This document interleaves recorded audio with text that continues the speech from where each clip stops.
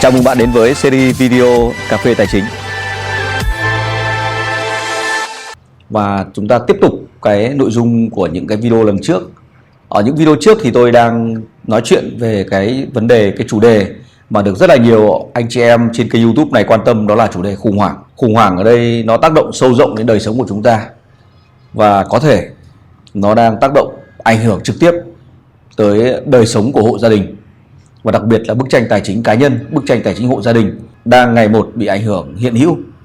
Và thưa quý vị, ở trong suốt cái hành trình tôi coaching về tài chính cá nhân với học viên của tôi, với hàng nghìn cặp vợ chồng, thì tôi đang thấy ra mấy cái xu hướng mà hiện nay mọi người đang gặp phải. Có thể trước đây bạn đang cho con em của mình học ở một ngôi trường hàng đầu với những cái chi phí rất là đắt đỏ. Và gần đây thì cái xu hướng đang bị dịch chuyển, đó là họ cho con nghỉ ở những ngôi trường đó và tìm đến những ngôi trường mà có chi phí tốt hơn.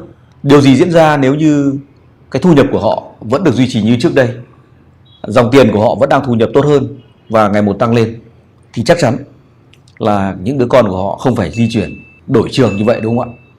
Đấy là điều chắc chắn. Nhưng bạn biết không, những đứa trẻ vốn không có tội tình gì cả, và trước đây thì chúng đâu biết rằng là bố mẹ định hướng cho nó học ở những ngôi trường nào. Có thể là cấp 1 tiểu học đang học ở những cái ngôi trường quốc tế, hoặc là những cái ngôi trường và chi phí rất là cao. Tất nhiên tôi chưa bàn đến cái chất lượng thực sự như thế nào nhé, nhưng tôi tin rằng, cái niềm tin tôi tin rằng những ngôi trường mà họ có những cái chi phí đắt đỏ như vậy thì chắc hẳn những cái chất lượng và cái phương pháp đào tạo cũng như cái giáo trình đào tạo của họ nó cũng có nhiều sự khác biệt. Và chắc hẳn đó là những cái giáo trình rất là tốt thì họ mới đem vào để đào tạo ra công chúng. Và sau 1 năm, 2 năm hoặc 3 năm, hoặc có thể là hết cả lớp tiểu học, và lúc đấy bố mẹ mới nhận thấy rằng là cái khả năng tài chính của mình, cái bức tranh tài chính của mình là không đáp ứng được cho con nếu tiếp tục theo học ở trường đó.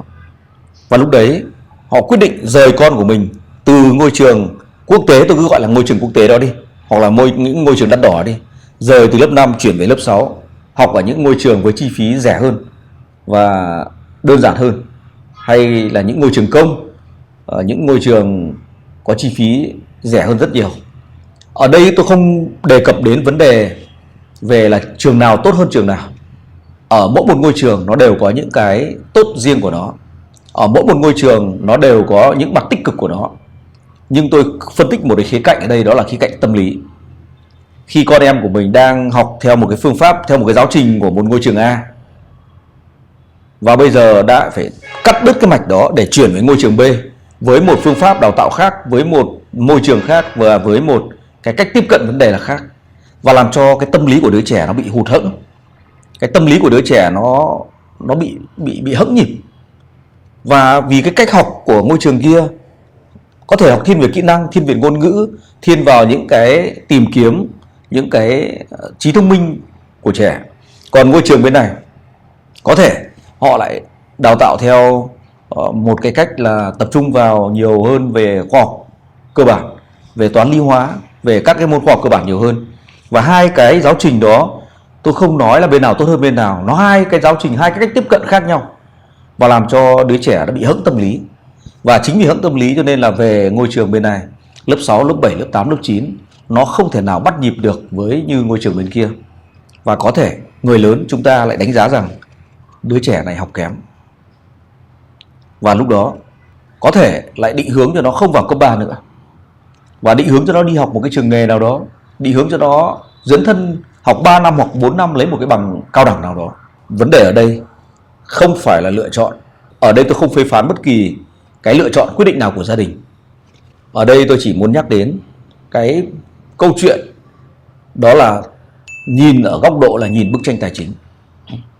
Nếu như ông bố bà mẹ đó có cái tầm nhìn nó dài hơn, định vị con của mình xa hơn, từ khi nó học tiểu học cho đến khi học cấp 2, cấp 3 và vào trường chuyên nghiệp, trường đại học, nếu như họ có cái tầm nhìn dài hơn thì chắc hẳn họ sẽ có một cái xuyên suốt cho con học xuyên suốt từ tiểu học, có thể là từ mầm non, tiểu học, cấp 2, cấp 3, và theo một cái giáo trình thống nhất, một cái chỉnh thể thống nhất.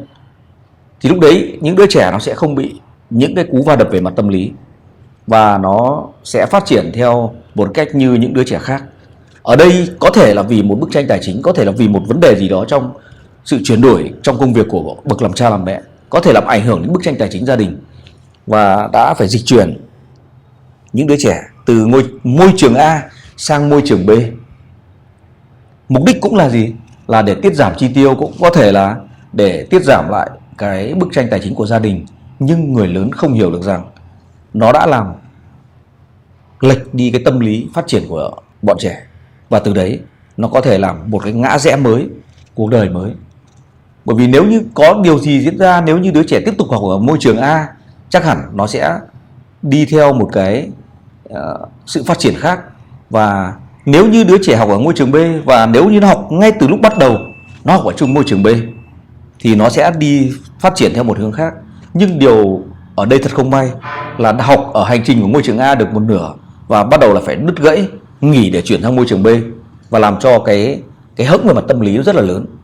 Chính vì hững về mặt tâm lý lớn như vậy dẫn đến sự phát triển không tự tin, đứa trẻ không tự tin nữa, và nó sẽ làm cho cảm giác nó như thể là một đứa trẻ không giỏi bằng chúng bằng bạn.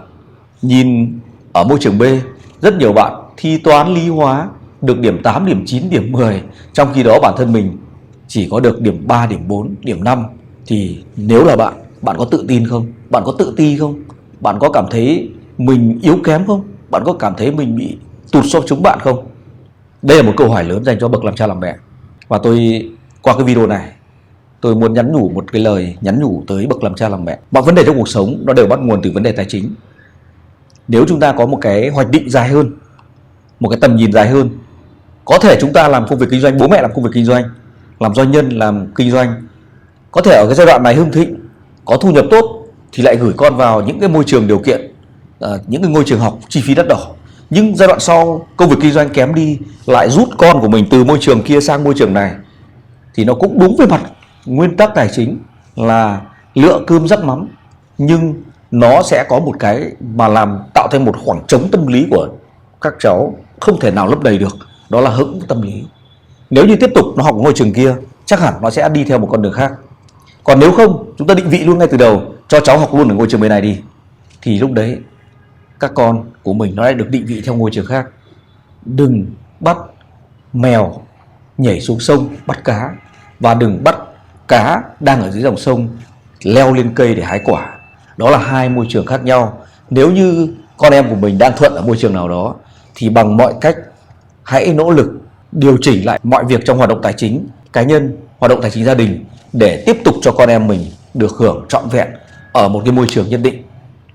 Chúc bạn và gia đình có nhiều niềm vui. Đừng quên, tôi là Phạm Thành Biên, chuyên gia coaching tài chính gia đình, coaching tài chính cá nhân. Nếu như bạn có bất kỳ câu hỏi nào, có thể comment xuống dưới video này, tôi sẵn sàng chia sẻ và hỗ trợ bạn.